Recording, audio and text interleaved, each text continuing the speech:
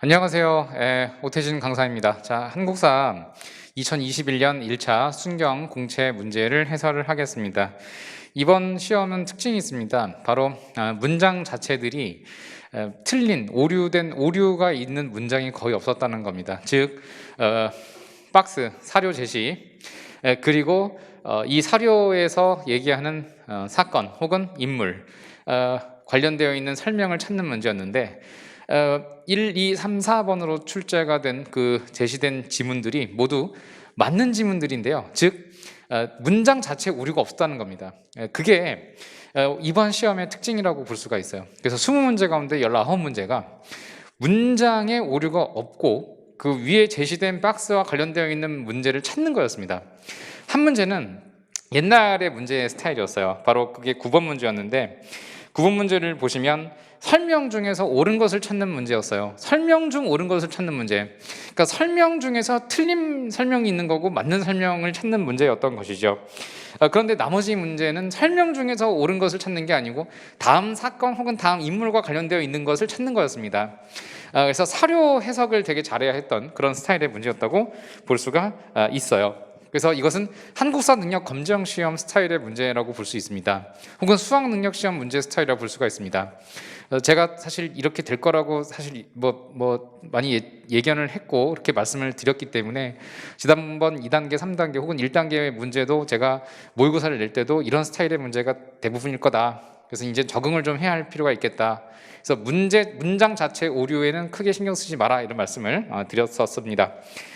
자, 그런 스타일의 문제였고요. 그 다음에 사료형 문제가 13개 이상이니까 이건 대부분이었다고 볼 수 있고 나머지는 순서 배열 문제, 결국 사료와 순서 배열 문제, 이걸 잘해야 된다라는 말씀을 아울러 드립니다. 자, 그러면 중요한 문제들 위주로 자세히 설명을 드리고 그렇지 않은 문제들은 간단하게 간략하게 설명을 드리면서 해설 강의 마무리하겠습니다. 1번, 다음 풍습이 있었던 국가. 그럼 이 국가는 사료형이죠. 혼인할 때 여자 집에 산다. 그러면 서옥제입니다. 그럼 고구려죠. 그래서 고구려를 찾는 문제. 정답 3번. 대가들은 각기 사자, 조의, 선인을 두었다입니다. 1번. 큰 새 깃털을 사용한 나라는 삼한입니다. 한국사 능력 검정시험 지문이 그대로 출제가 되었습니다. 1번. 2번. 관리가 뇌물을 받으면 세배를 배상하는 백제입니다. 4번. 다른 마을을 침범하면 소나 말로 변상하는 책화의 풍습 동예였어요. 2번입니다. 2번 많이 틀렸습니다. 2번 사료를 많이 틀린 이유는 임신서기석이라는 걸 많이 들어는 봤지만 그게 사료 형태로 출제가 된 거는 익숙치가 않았기 때문에 많은 분들이 틀렸던 듯해요. 근데 이런 스타일의 문제가 과거에 있었습니다. 이거 기출문제입니다. 그래서 국가직 형태의 기출문제가 이렇게 출제가 됐습니다. 임신서기석은 시기나 왕을 묻는 게 아닙니다. 왜냐하면 시기나 왕은 이견이 있기 때문입니다. 짐흥왕 때로 보기도 하지만 아니다라고 보는 시각도 아직은 있기 때문에 확정되어 있지 않았다. 그래서 임신서기석을 낸다면 신라로만 낸다라고 제가 강조했었습니다. 그래서 이게 신라로 냈던 것이죠. 그래서 시기나 왕을 찾는 게 아니라 국가를 찾는 문제로 나왔습니다. 제가 그랬죠. 그렇게 나올 거라고. 그래서 이것은 하늘 앞에 맹세한다. 맹세한다는 건 서약하여 기록한다는 뜻입니다. 서기이고요. 비석이니까 서기석이 된 것입니다. 그리고 3년 동안 충도를 지킨다. 충도라는 건 임금님에 대한 충성을 다하겠다입니다. 유교를 공부했음을 알릴 수 있다. 이렇게 출제가 되었습니다. 이 비석을 통해 유교를 공부했음을 알 수 있다라고 출제가 된 적도 있습니다. 그래서 유학과 신라 두 개로 낸 적이 있는데 이번 문제는 신라로 낸 것입니다. 정답은 1번. 거칠부가 국사를 편찬하였다. 진흥왕 때입니다. 그러니까 아마 그 위에 있는 맥락에서 이건 진흥왕 때 만든 비석이로 보는 시각 때문에 그랬는지 진흥왕 문제로 낸 듯합니다. 근데 왕을 직접 묻지는 못합니다. 그런 스타일의 문제는 있을 수가 없습니다. 아직은. 그 다음에 2번은 고구려, 태학. 3번은 방군제. 이게 뭔가 싶었죠. 방과 군을 분리시키세요. 그러면 오방 337군. 그러니까 이거는 백제입니다. 그래서 오부, 오방, 군입니다. 방은 방령, 군은 군령이 다스리는 나라 백제입니다. 4. 담노. 요거는 백제이죠. 예. 자, 3번 갑니다. 자, 요것도 많이 틀렸습니다. 의외로. 그래서 약 정답률이 50%를 약간 넘을 것 같습니다. 기역 니은 국가에서 실시한 제도는 신이 수기원의 보고를 받았더니 일단 어렵게 느껴져요. 상관없어요. 그냥 넘어감. 왕자 대봉에 왕자인데 대시예요. 발해네요. 글을 올려 기역을 니은보다 자 여기다 밑줄 윗자리에 앉게 해달라고 주청하였다는 사실. 그럼 여기서 얘기하는 신은 누구이냐? 3번 문제에서 이 글은 바로 최치원입니다. 최치원이 발해의 대봉해가 신라 사신보다 발해 사신을 위에 앉게 해달라고 주창한 사건에 대해서 들었습니다.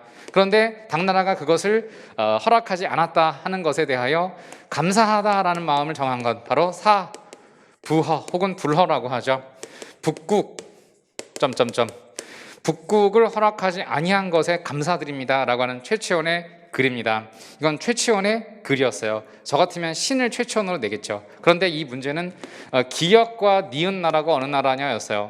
그럼 최치원이 사는 나라는 신라가 되고 북국 대봉해가 있는 나라 바로 발해가 되는 것입니다. 그래서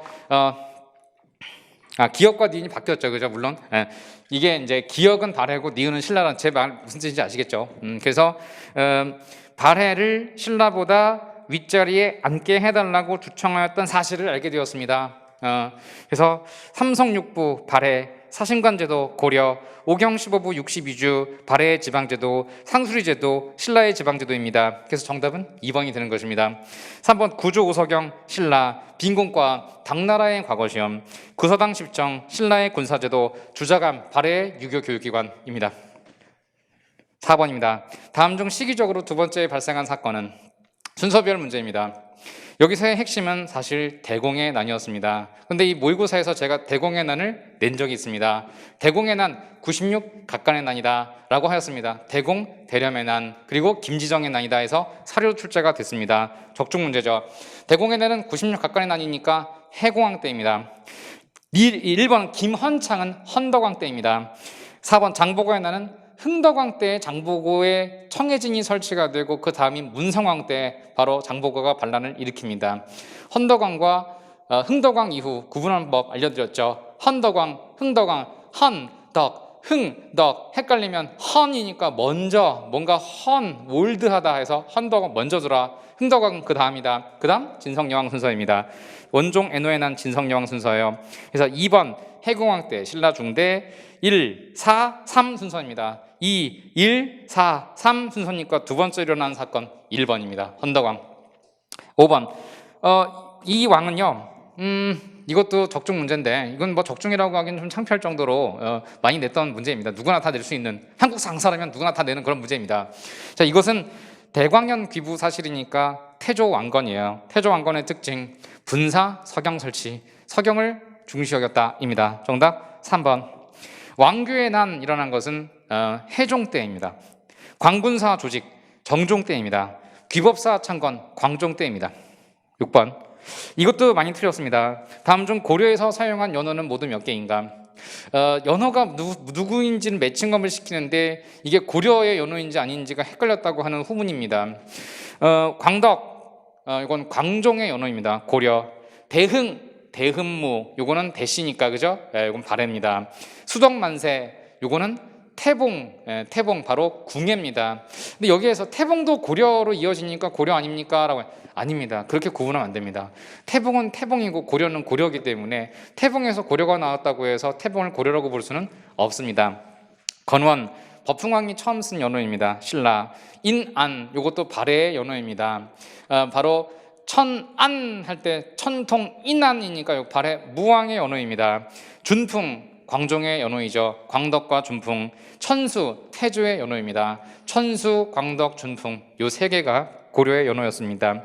7번 기역에 들어갈 무심 집정자 때의 사실로 옳은 것은 이방 정종부 경대승 이민 최충원 정경이 최입니다. 정경이 경대승은 도방을 설치하여 사병 집단으로서 신변 경호를 강화하였다. 정답 2번입니다. 1번 정방 설치 인사권 장악 최우입니다. 교정도감 최충헌입니다. 왕에게 봉사 10조 최충헌입니다. 8번 요거를 틀리면 안 되는데 또 틀린 분들이 꽤 많은 것 같습니다. 대몽항전 순서입니다. 1차, 2차, 3차, 4차 순서입니다. 강화도 천도 1차와 2차 사이. 귀주성 전투, 이게 바로 박서의 귀주성 전투 1차. 대장도감 설치, 이건 팔만대장경을 숨겨놓은 겁니다. 대장도감에서 팔만대장경을 처음 조판을 하기 시작했으니까요. 그럼 3차죠. 팔만대장경 조판 3차. 살리타 사살, 살리타 2라고도 합니다. 살리타 2니까 2차입니다. 그래서 이건 2차. 쉽게 찾을 수가 있었을 겁니다. 니은 1차, 리을 2차, 강화천도는 1과 2 사이니까 니은 기역, 리을 3차 디귿 이 순서입니다. 9번, 이것도 많이 틀렸습니다. 자, 9번에서 많이 틀린 이유는 개수 문제이기 때문에 정답률이 뚝 떨어집니다. 첫 번째, 조례 나장 일수. 자, 이것은 7반 천역이라고 합니다. 조선시대 9번 문제의 첫 번째 문항인데요.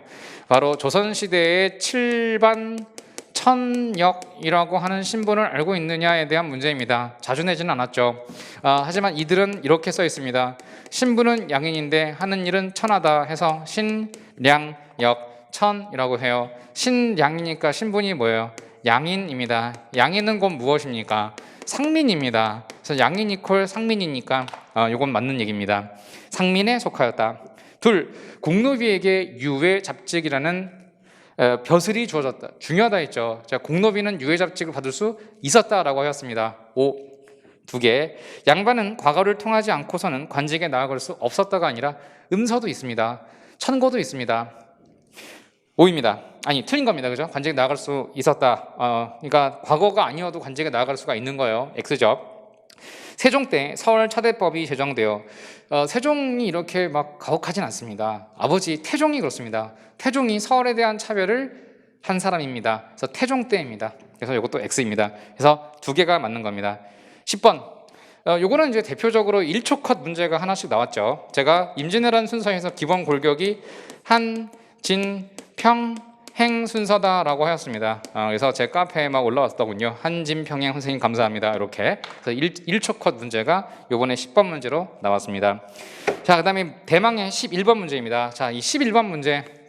자, 가사료를 보면요. 요게 송시열이라는 사람이 쓴 기축 봉사 가운데 일부입니다. 긴축 봉사라는 거는 제가 이미 2단계 모의고사에서 많이 냈죠. 근데 이게 사료로 나왔습니다. 저는 사료로 내진 못했지만 송시열의 기축 봉사라고 하는 건 분명히 얘기하였습니다. 2번이나 얘기를 하였습니다. 기축년은 1649년에 해당됩니다. 효종 때죠. 바로 효종 때이고 효종에게 봉사라고 하니까 국가와 관련되어 있는 일을 올린 것입니다. 그럼 이 봉사 10조 같은 것을 올렸는데 내용은 바로 북벌의 대의입니다. 북벌의 대의.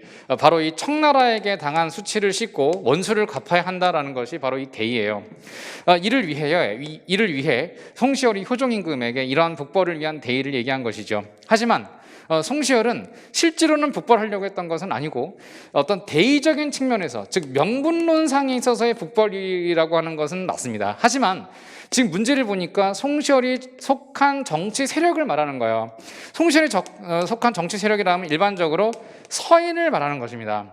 왕과는 구별되어야 되죠. 왕은 어느 붕당에도 포함되어 있는 사람이 아니니까. 그럼 서인들은 당연히 북벌 위에서 서인의 군사적 기반이라고 하는 게 무엇입니까? 바로 오군영입니다. 그죠? 자, 오군영을 장악함으로써 북벌 같은 것을 준비하는 어떤 군사적인 수단으로 활용을 했다는 것입니다. 그러면 가와 관련되어 있는 내용이 바로 이것인데 저는 어디까지 냈냐면은 바로 요거까지 낸 적이 있죠. 이렇게 임금에게 기축봉사, 효종에게 올렸다. 근데 이게 사료로 나왔다라는 거죠. 자, 그러면 가에 대한 해석을 먼저 보시면 오늘날의 시세를 헤아리지 않고 경솔히 오랑캐와 관계를 끊다가는 원수는 갚지도 못하고 패배에 먼저 이르게 되면 이것 또한 선왕께서 수치를 참고, 여기서 얘기하는 선왕은 인조인 걸 말합니다.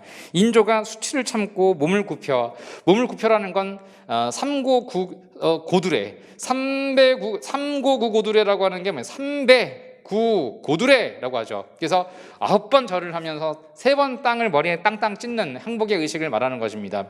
그래서 몸을 굽혀라는 것은 바로 309 고두레라고 하는 그 항복의 의식을 한 그 본의가 아닙니다. 삼가 원어건대 전학계옵선 마음을 굳게 정하시기를. 이 오랑캐는 청나라를 말합니다. 오랑캐는 청나라, 임금과 아버지의 큰 원수이니 맹세코 차마 한 하늘 밑에 살 수 없다고 하여 원한을 축적하십시오. 그래서 북벌을 위한 대의를 잊지 마십시오. 하지만 성급하게 진짜로 북벌을 일으켜서는 안 됩니다. 그래서 명분적인 측면에서의 북벌은 맞다. 이것은 송시열의 주장이었죠. 하지만 그 위에 있는 그 정치 세력이니까 서인 전체로 해석을 해야 합니다. 그래서 1번 가. 명나라 황제의 제사를 지내기도 하였다. 그렇습니다. 송실의 유지로 만들어진 것이 바로 만동묘였어요. 만동묘.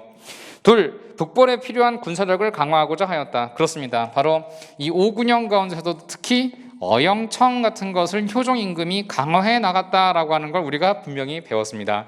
북벌을 위한 중심 군영 어영청 강화입니다. 5. 그다음에 나. 자, 이 내용은 우리를 저들과 비교해 본다면 진실로 한치의 나은 점도 없다. 그럼 저들이라 누구냐라고 하는 것은 바로 중국을 차지한 사람들인데 중국이 아니라고 말한다라고 얘기하고 있어요. 그러면 중국을 차지하였는데 중국이 아니라고 한다라니까 중국에 있는데 중국 한족은 아니다. 한족은 아니다. 그렇다면 누구냐? 바로 청나라 만주족을 말하는 것이다. 이들을 오랑캐로 보는 시각이다라는 거야. 그럼 이들이 오랑캐이다. 그 오랑캐 한자에 오랑캐 2입니다. 그래서 오랑캐 2. 우리는 상투를 틀고 있기 때문에 바로 이 오랑캐가 아니다라고 하는 것이죠. 그래서 우리 조선을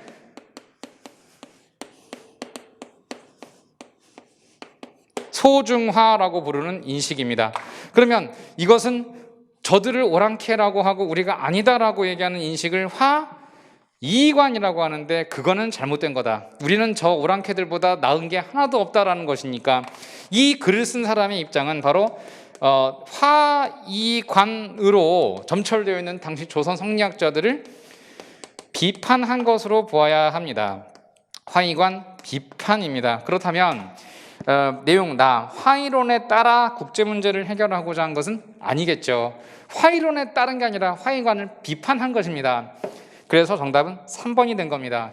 그래서 이 입장이라면 이들을 중국이 아니라고 하는 시각은 잘못된 거다. 이들을 중국의 주인으로 인정을 해야 한다라는 시각인 거예요. 그래서 4.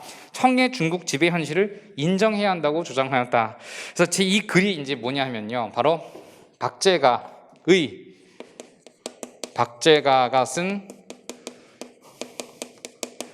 북학의인데 이게 서문이에요. 서문인데 박제가의 스승이 누구입니까? 박지원입니다. 그래서 이거 서문은 스승께 부탁을 한 거예요. 제가 이 책을 썼는데 이 책의 머리말은 추천하는 그런 글은 스승께서 써주시죠 라고 하면서 쓴 거예요. 그래서 책은 박제가의 북학의이지만 서문을 쓴 주인공은 박지원이었어요. 스승님. 그래서 이것은 박지원이 쓴 박제가의 북학의 서문입니다. 알겠죠? 그래서 박지원의 책에 있는 박지원의 글이다라고 할 수가 있는 것입니다. 자, 이 문제 상당히 좋았던 문제죠. 전혀 문제 없습니다. 뭐 이거 이의 제기해야 한다는데 전혀 그건 잘못된 인식입니다. 그건 잘못된 주장입니다. 말도 안 됩니다. 이것은 그냥 맞는 것입니다. 이 문제 틀린 게 없어요. 일각에 서 있는 이의 제기 저는 동의 절대 못하고 이건 있을 수가 없습니다. 그냥 이거는 맞는 문제입니다. 이것은 12번 가라 시기에 있던 사실로 옳은 것을 보기에서 골라라. 이거 틀리면 안 되는 문제였죠. 자, 세종 때의 업적 개미자 아니죠. 개미자는 태종이 만든 활자입니다. 그다음에 문종이 즉위하면서 고려사 저료를 편찬하였느냐? 그렇습니다. 문종 때 완성. 5. 성종 즉위하면서 도첩제를 폐지하였다. 5. 성종은 살인파를 등용하면서 불교 행사를 배척하였어요. 그래서 승려들에게 출가를 할 때 허락을 받는 허가증 제도인 도첩제를 아예 폐지함으로써 승려 출가 자체를 금지시켰습니다. 5입니다. 다음 중종 즉위하고 난 이후에 소수 서원을 사역하였느냐가 아니라 중종이 즉위하고 난 이후에 백운동 서원이라고 하는 서원이 만들어졌고 명종 즉위 이후 풍기군수 이황의 조청에 따라 이 백운동 서원을 소수 서원이라 하여 명종이 사액하였습니다. 그래서 이건 명종 때 이루어진 조치를 할 수가 있습니다. 13번 다음 주장을 펼친 인물에 대한 설명은 가운데 아랫줄 보면 대저 재물은 우물과 같다. 이게 포인트죠. 그래서 계속 퍼낼수록 차오른다라는 주장을 한 박제가의 북학의입니다. 놀랍게도 북학의 사료가 2개나 출제가 된 것입니다. 한 시험에서. 이것은 박제가입니다. 역시 박제가를 구분하는 문제니까 박지원과 박제가를 구분하라고 하겠죠.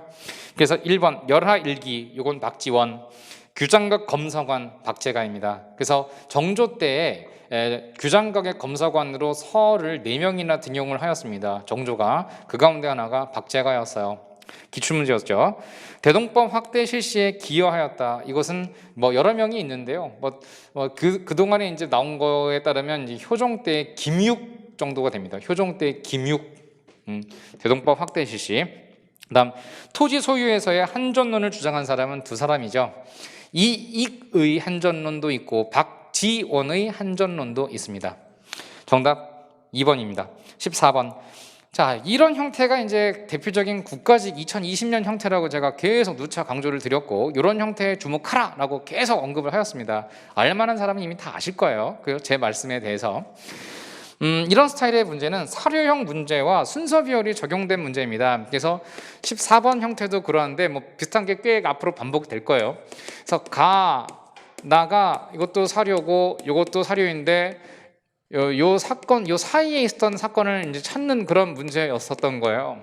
그럼 이건 사료 해석도 해야 되고 순서별도 해야 되는 문제다라고 얘기를 했고, 이게 2020년 국가직에 굉장히 많이 나온 문제다. 이게 트렌드다라고 말씀을 드렸고, 이게 반영이 되었습니다. 자, 그럼 가번을 볼까요? 자, 이 가는 제물포 조약이에요. 제물포 조약. 그다음에 나는 한성 조약입니다. 그럼 제물포 조약 이후의 사건을 찾는 문제인 거예요. 제물포 조약 이후에 청나라의 영향력이 강화되면서 청나라가 선임한 고문 멜렌도르프가 파견되어 오죠. 그래서 정답은 2번이 되는 겁니다. 1번 통리기무화문이 폐지가 되는 건 흥선대원군이 집권하면서입니다. 즉 뭐냐 하면은 이모군란 직후예요. 이모군란 직후 흥선대원군이 1차 재집권을 하거든요. 그때 통리기무화문을 폐지했어요. 그래서 이건 이모군란 직후의 상황이니까 가 직전의 상황이라고 할 수 있습니다.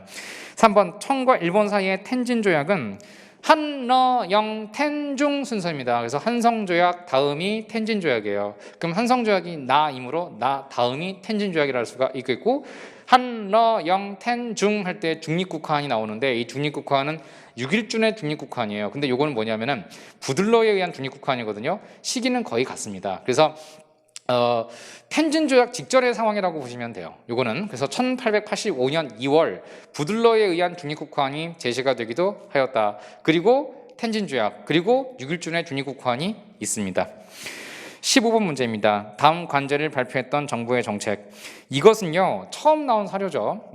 그런데 처음 나온 사료지만 어렵지는 않았어요. 왜냐하면 중추원이라는 단어가 분명히 들어가 있었기 때문이고, 이 중추원에 있어서의 특징이 말이죠, 내용을 보니까 인민들이 건의하는 사항을 처리하는 곳이라고 하였고, 그 의장이라든지 부의장을 임명할 때 정부에서 추천해서 또 절반은 인민협회에서, 인민협회라는 건 독립협회를 말하거든요. 그럼 독립협회에서 추천하는 사람을 절반으로 인선을 해서 중추원을 임명하라는 뜻이었어요. 그러니까 이 15번 문제는 중추원이긴 중추원인데 어떤 중추원이냐라는 거예요. 고려시대에도 중추원이 있고 조선시대에도 중추원이 있는데, 이 중추원의 관제를 살펴보면 정부에서 25명, 여기 써 있지 않지만 분명히 25명이고 민선 25명이니까 이건 바로 독립협회를 말하는 것입니다. 그러면 이제 분명히 이건 의회적 성격을 띠고 있는 중추원인 거죠. 바로 중추원 관제입니다. 중추원 관제를 공포를 했습니다. 처음에 헌의육조겠죠. 이 헌의육조라는 것을 독립협회 관민공동회에서 올리자 바로 중추원 관제를 고종이 처음에 그러마하고 반포를 하였는데 그것을 조칙 5조라 그래요. 근데 이 조칙 5조 가운데 중추원을 설치하겠다고 하셨는데 곧 조병식이라고 하는 사람의 무고로 철회를 함으로써 독립협회를 탄압하는 계기가 되는 겁니다. 그럼 어쨌건 중추원 관제를 공포했던 적은 있었죠. 그게 바로 대한제국이라는 거예요. 광무개혁대의 일환이라는 겁니다. 광무개혁을 찾는 문제예요. 경무청이라고 하는 건 제1차 갑오개혁대죠. 내모없는 산하의 경무청. 건양하면은 을미개혁대죠. 3. 지방재판소와 고등재판소를 설치한 건 재판소 분리라는 건 2차 갑오개혁이죠. 사법권 독립이니까. 4번 이민 업무를 담당하는 수민원 설치. 2008년 국가직 7급 문제 출제 이후 13년 만에 출제가 되었습니다. 수민원이라는 것은 이민 업무를 담당하는 관청으로서 당시 하와이로 이민을 가기 위한 우리나라 사람들, 즉 미국 미국으로 이민 가기 위한 우리나라 사람들을 위해서 만든 관청이었어요. 여권 발급을 이곳에서 했습니다. 그래서 하와이 이민이 언제냐? 1902년 출발이에요. 그럼 광무개혁되죠. 그래서 그걸 위해서 설치한 것이 수민원이라는 이민을 담당하는 부서다라는 거죠. 여권 발급. 정답은 4번. 이런 문제 어떻게 풀어야 돼요? 기출문제를 잘 풀었으면 되는데 만약 기억이 안 날 수도 있죠. 그런 경우에는 소거법이죠. 그 위에 있는 걸 통해서. 그래서 아마 15번 문제도 정답률이 낮았을 것으로 저는 보여집니다. 16번 문제. 요거는 일반적인 형태 문제인데, 자, 요것도 마찬가지죠. 가 사료, 나 사료 틱틱 제시하는데, 가 보니까 일본인 한 명을 재정 고문으로 임명한대요. 그럼 요건 1차 한일 협약입니다. 그래서 가는 1차 한일 협약. 요 스타일 되게 반복되죠. 자, 몇 번이죠? 16번이죠. 16번 가. 이건 1차 한일협약입니다. 그 다음에 나번을 보니까 통감이 추천하는 일본인을 한국 관리로 임명하라. 이건 3차겠죠. 정리칠조약. 그래서 1차는 1904년 2월이고 3차는 1907년 7월이니까 요 사이에 찾는 문제가 아니죠. 이거는 각각 뭐냐 이걸 찾는 문제 같은데. 1번 화폐 정리 사업이 추진되죠. 왜? 이렇게 파견된 재정고문 메가다가 추진하는 것입니다. 재정고문 메가다가 5. 자, 러시아가 용암포를 점령하였다. 자, 러시아 용암포 점령 사건이 러일 전쟁 배경이 된다 했습니다. 러일 전쟁 이전 1차 협약 이전에 있었던 일이죠. 이거는 러일 전쟁 이후에 1차니까 X.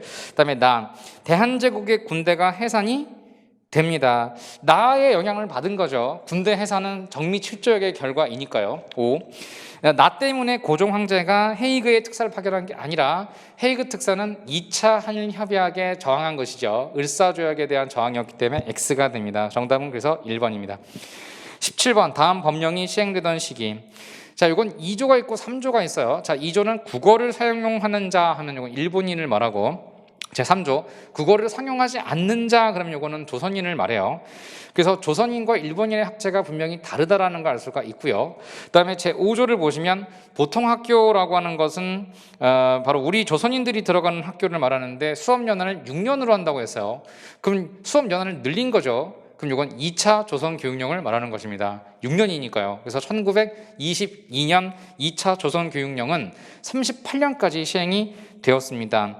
그래서 정답은 3번이죠. 경성제국대학이 설치되었다. 1924년입니다. 1번 사립학교령이 공포되었다.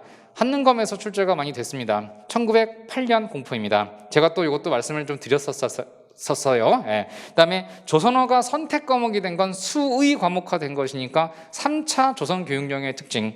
4번 소학교가 국민학교로 개칭된 것 1941년 3차 조선교육령 개정 규칙이죠. 그래서 정답은 3번입니다.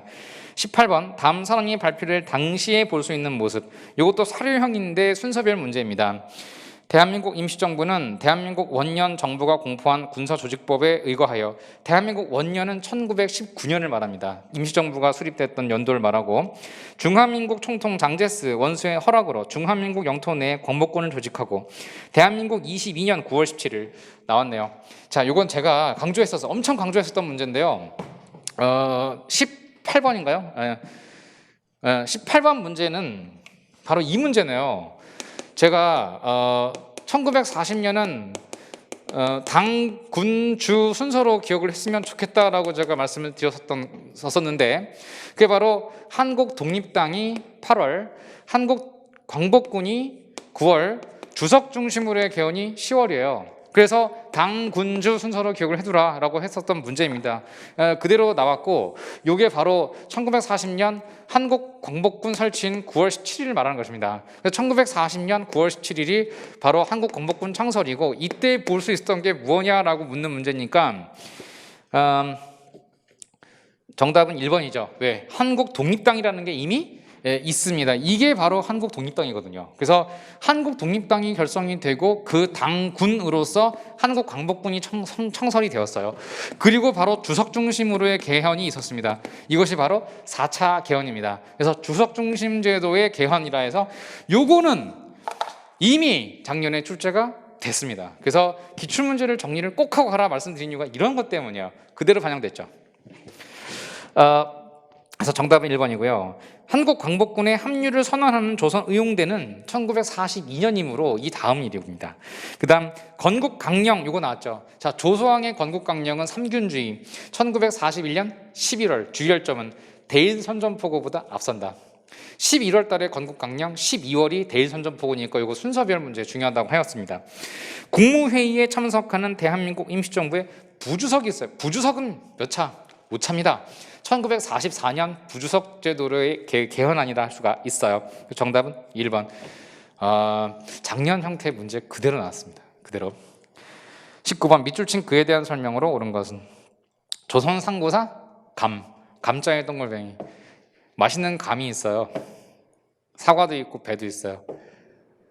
줘요 안 줘요? 나 혼자 먹지 안정. 그죠? 나 혼자 먹을 거야. 감 있으면 안정 안재홍입니다. 그래서 안재홍을 찾는 문제예요. 안재홍은 중도 우파로서 여운형이 주도했던 조선 건국준비위원회에 참여하였었던 사람입니다. 그래서 정답 4번이죠. 물론 곧 탈퇴하였지만요. 1번 한국민주당 결성. 요거는 송진우, 김성수입니다. 극우. 남조선 과도입법 의원 의장 하도 귀에 못이 박히게 들어서 많이들 기억하시고 계실 거예요. 김규식입니다. 김규식. 3. 독립촉성중앙협의회 이승만. 끝으로 20번 다음 시정연설을 했던 정부 시기. 셋째로 부정선거와 발포 책임자는 처벌하겠다. 3.15 부정선거이고 4.19 혁명이 일어났을 때 발포를 한 책임자를 말하는 것이죠. 그리고 이것은 엄정한 판결을 내릴 것이다. 또 경제 건설과의 균형상 국방비의 과중한 부담을 경감시키기 위하여 점차적 감군을 주장한다. 감군 계획 제가 가끔 말씀드렸죠. 그 군 장성들이 너무 많았기 때문에 군 장성들을 예편 전역시키려고 했다. 그 가운데 하나가 박정희였다. 그래서 이것 때문에 박정희가 5.16 쿠데타를 일으킨 것 같다라고 제가 말씀드리기도 하였습니다. 그럼 이건 누굽니까? 장면 내각입니다. 그래서 장면 내각이 바로 추진했던 게 전 정부에 대한 청산, 부정선거 책임자 및 발포 책임자 처벌, 그리고 비대해진 군부 세력을 견제하기 위해 감군 계획을 세우다가 그 대상이 됐던 군인들이 쿠데타를 일으킨 것이다. 이게 바로 5.16이에요. 이것은 장면 내각을 찾는 문제인데 장면 내각을 찾았어야 돼요. 이거는 분명히 이건 장면이었다는 걸 알아야 문제를 풀 수가 있었던 문제입니다. 이걸 몰랐으면 틀린 거죠. 장면이고요. 장면인 거 알았다면 보기 4개 중에 3개가 좀 생소했을 거예요. 뭐 예를 들어 화폐개혁이니 잡지 사상계니 주민등록증 발급이니 잘 몰랐을 거예요. 이거 제가 뭐 아는 척하는 게 절대 아니고 이런 거는 책 찾아봐도 잘 안 나와요. 한능검에 가끔씩 있고 막 제가 예전에 뭐 냈던 문제 가끔씩 있는데 이걸 그냥 넘기고 몰라면 4개 중에 하나를 찾아야 한다. 많이 출제된 기출문제가 뭐냐? 장면 내각의 특징이 뭐예요? 경제개발계획 5개년 계획을 처음 마련했던 정부다라고 말씀드렸죠. 그래서 정답 4번인 겁니다. 그래서 경제개발 5개년 계획이 수립되었다가 바로 이 정부의 특징인데 다만 이 경제개발 계획을 실행을 하지 못하고 쿠데타를 맞아가지고 그 경제개발 5개년 계획이 박정희 정부가 실행을 했다라고 제가 강조를 드렸더랬습니다. 그래서 이겁니다. 그래서 정답은 4번 찾는 문제예요. 그래서 뭐 화폐개혁이니 사상계니 뭐 이런 거는 뭐 잘 몰라도 됩니다. 이거는 화폐개혁이라는 건 이승만 정부 때 한 번 있고요. 박정희 정부 때 한 번 있습니다. 그리고 사상계는 이승만 정부 때 장준하가 만든 거고요. 한능검 문제 출제가 됐어요. 자료로. 그 다음에 주민등록증 발급 요거는 8년 전인가? 제가 강의해서 6, 7년 전? 그때 강의했었던 기억이 나는데 이게 이제 나왔죠. 1968년 1.1 사태 때 북한군이 우리 국군으로 위장을 해가지고 휴전선을 돌파했거든요. 그것 때문에 이 간첩인지 아닌지를 요가 알게 하기 위해서 주민등록증이라는 제도를 처음 시행을 하고 발급을 했어요. 1968년 청와대 기습 침투 사건 때문에 시행된 제도가 주민등록증 제도입니다. 그래서 박정희 정부 때다 이렇게 알아두면 되겠습니다. 자, 이렇게 해서 올해 2021년 1차 순경 공채 기출 해설을 마무리합니다. 앞으로 공부 방법은 어떻게 되느냐? 사실 이 20문제 가운데에서 어려운 문제도 분명히 있습니다. 근데 그 어려운 문제가 한 3개 이내입니다. 그럼 85는 맞았어야죠. 근데 85가 안 나왔다는 건 뭐냐면 역시 기본기가 약하다는 겁니다. 주의할 점이 있습니다. 기본 수업을 들어주십시오. 기본 수업 앞으로 어떻게 심화 수업 들어야 됩니까? 기출문제 수업 들어야 됩니까? 이러는데 안 됩니다. 그냥 기본 수업 들으십시오. 기본 수업만 다 들었어도 그것만 다 잘 이해해서도 진짜 90점 나옵니다. 그렇기 때문에 기본 수업은 쉬운 수업이 아니고 가장 기본이 되는 수업이라는 거예요. 기본 수업이라는 건 이미 출제가 됐던 기출 문제를 가지고서, 그것도 빈출 기출 문제를 가지고서 만든 수업입니다. 그 빈출됐던 문제가 대부분이에요. 그러니까 이 빈출됐던 문제들을 틀리면 제가 1%씩 하락한다 그랬죠. 하나 틀릴 때마다. 그래서 이 빈출된 문제를 기본기를 닦아야만 적어도 이 점수 하락폭을 막을 수가 있습니다. 그래서 이 기본 수업으로 다시 시작을 하시고 이와 병행하시면서 기출됐던 문제가 뭐가 있는지는 100점 노트로 복습을 하세요. 그 다음 심화 수업 들어오시면 됩니다. 그래서 일단 기본 수업과 100점 노트로 여러분들이 다시 시작을 해주시라 말씀을 좀 드릴게요. 다만 이제 기본 수업은 이제 안 하죠. 그래서 기본 수업은 작년 2020년 12월에 그 촬영해놓고 1월 초에 종강을 한 수업이 있어요. 그게 일단 제일 좋습니다. 그래서 그 동영상 강의를 일단 기본 수업을 심화 수업 4월 달에 들어가기 전에 꼭 들어주시길 바라고, 복습할 때는 100점 노트로 복습을 해주시기 바랍니다. 이번 심화 수업은 2021년 새롭게 출간될 오태진 기출 총정리집으로 하겠습니다. 그래서 신간입니다. 신간으로 제가 기출문제 수업을 할 테니까 그 심화 수업 마무리하고 올해 잘 안 되신 분들은 2차에서 꼭 반드시 합격시켜 드릴 테니까 그때 찾아오시면 됩니다. 그리고 올해 1차부터는 제가 면접 수업을 들어가게 됐어요. 그래서 면접 강의에서 많은 도움을 드릴 수 있을 터이니까 여러분들이 합격하시면서 합격증 들고 저를 찾아오시면 되겠습니다. 불안해하지 마십시오. 여러분들 미래 분명히 활짝 열립니다. 지금 그 활짝 열기 위해서 힘든 문을 열고 계시는 겁니다. 분명히 열립니다. 자, 오늘 여기까지였습니다. 그동안 고생 많았습니다. 고맙습니다.